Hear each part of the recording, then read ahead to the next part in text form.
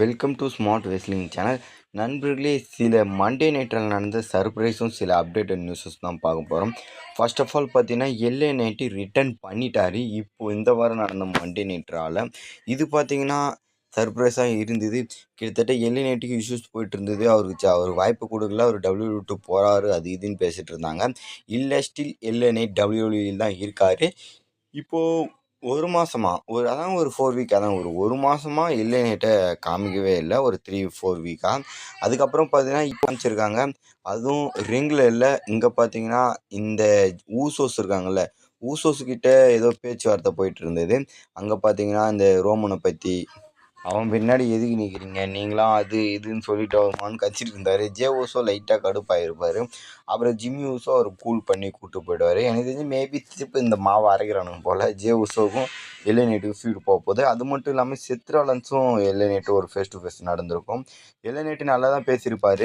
ஏன்னா செத்ராலன்ஸுக்கு இப்போதைக்கு ஆட்கள் தேவை. ஏன்னா செத்ராலன்ஸ் அந்த நிலைமையில் இருக்கார். விஷயனை தனியாக நின்று சமாளிக்க முடியாது. இதை வச்சு பார்க்கும்போது யாராவது ஹெல்ப் பண்ணுவாங்களா மாட்டாங்களான்ற இதிலே போகிறாரு. ஸ்ட்ரீட் ப்ராஃபிட் ஹெல்ப் கேட்டாலும் அவனுங்க பண்ணுற மாதிரின்னு தெரியல. இங்கே அதனால தான் அப்படியே ஒரு மாதிரி தனியாக என்னடா பண்ணத்துன்ற மாதிரி தேவமாட்டிருக்காரு. இங்கே மேபி எல்ஏ நைட்டுக்கு ஹெல்ப் பண்ணுறதுக்கு வாய்ப்பு இருக்கான்னு கேட்டிங்கன்னா கிடையாது. ஸ்ட்ரீட் ப்ராஃபிட் தான் அகெயின் பார்த்தீங்கன்னா அந்த ஷோவில் எண்டிங்கில் பார்த்தீங்கன்னா ஹெல்ப் பண்ணியிருப்பாங்க. அதுக்கே ஆஞ்சலோ டோஜோன்னு சில பிரச்சனைகள் போயிட்டு இருந்தது அவங்களுக்குள்ளே. அதுக்கடுத்து வந்து பார்த்திங்கன்னா த பீஸ்ட் இன் கார்னர் ப்ராக் லெஸ்னர் ரிட்டர்ன் பண்ணியிருக்காரு. அகெயின் பார்த்தீங்கன்னா ஓபாவை அட்டாக் பண்ணிட்டாரு. சும்மா பேச்சுக்கு தான்யா சொன்னாங்க.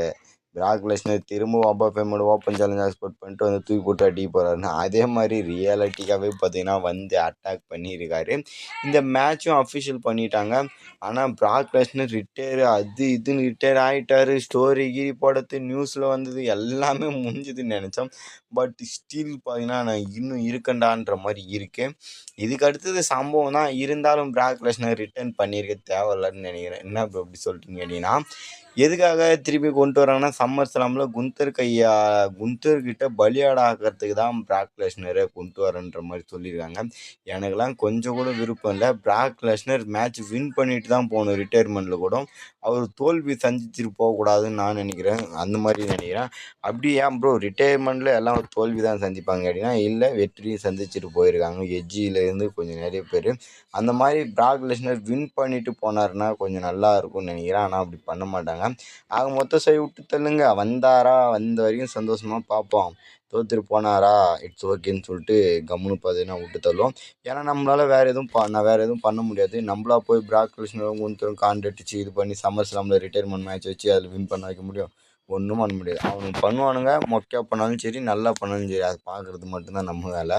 அதுக்கடுத்து வந்து பார்த்திங்கன்னா ரோமன் ரெயின்ஸ் விசஸ் ஜேக்கப் ஃபார்ட்டுக்கும் மேட்சை அஃபிஷியல் பண்ணிட்டாங்க. இந்த கிளாஸ் இன் இத்தாலி போன வீடியோ போட்டிருப்பேன் டவுட்லேயே, அதில் க்ளீனாக போய் பார்த்துக்கோங்க. சொல்லியிருப்பேன் இந்த மேட்ச் எதுக்கு அஃபிஷியல் பண்ணாங்க, என்ன நடக்க போகுதுன்னு. அந்த வீடியோவில் பார்த்தவங்கள தெளிவாக தெரியும். அதில் மேட்ச் வைப்பாங்களா என்னன்னு கன்ஃபார்மாக இருக்காது. ஏன்னா கோடிக்கும் குந்தருக்கும் மேட்ச் செட்டப் பண்ணியிருக்காங்க. ஒரு சின்ன பேப்பர்வியூவில் 2 சாம்பியன்ஷிப் மேட்ச் வைக்கிறது கஷ்டம்தான்ற மாதிரி சொல்லியிருந்தேன். இருந்தாலும் இந்த மேட்ச் அங்கே வைப்பாங்க. அது வந்து புதுசாக நடக்குது, கிளாஸ் இன் இத்தாலி. அதனால் அது சில சர்ப்ரைஸான விஷயமும் பண்ணுவாங்கன்ற மாதிரி இப்போ பண்ணியிருக்காங்க. மொத்தம் 3 மேட்ச்சுமே பார்த்தீங்கன்னா டாப் மேட்சாக. ரோமோனஸ் Jacob Fatu championship world heavyweight champion, world champion நம்மளுடைய கோடி ரோஸ் விசஸ் குந்தர். அப்புறம் பார்த்தீங்கன்னா பொபா ஃபெமி விசஸ் பிராக் லெஸ்னர். இந்த மேட்ச்சும் நடக்க போகுது. இன்னும் பார்த்தீங்கன்னா 2 மேட்ச் நடக்கும். மேபி அதில் எந்தெந்த மேட்ச் இருக்கும், செத்ராலன்ஸுக்கும் ப்ரான் பிரேக்கரும் மேட்ச் இருக்குமா, மற்றபடி இன்னொரு மேட்ச் ஏதாவது தரமாக அஃபிஷியல் பண்ணுவாங்க. இந்த சாட்டர்டே நைட் மெயின் இவெண்ட் ஒன்று நடக்க போகுது. ஊருக்கால நம்ம 3 பேப்பரும் சந்தோஷப்பட்டோம். ஆனால் சாட்டர்டே நைட் மெயின் இவெண்ட் சொல்லிக்கிற அளவுக்கு இல்லை. ஒரு மென்ஸ் மேட்ச் கூட தரமாக இல்லைன்னு நினைக்கிறேன். மண்டே நைட்டாக இப்போ இந்த வாரம் பார்த்தீங்கன்னா வேறு லெவலில் இருந்தது. சாட்டர்டே நைட் மெயின் இவெண்ட்டில் 2 மேட்ச் தான் மென்ஸு, 3 மேட்ச் உமன்ஸு. நல்லா இல்லை. பட் அங்கே பார்த்தீங்கன்னா அந்த JD McDonagh versus Finn Balor match Monday நைட்டில் நடந்ததில்ல, இந்த ஸ்ட்ரீட் சூப்பராக இருந்தது. அதை பார்த்தீங்கன்னா அந்த பேப்பரில் அஃபிஷியல் பண்ணியிருக்கலாம். அந்த உமன்ஸ் மேட்ச்சில் ஏதோ ஒன்று இந்த மண்டே நைட்ரால் வச்சு முடிச்சிருக்கலான்னு எனக்கு தோணுது.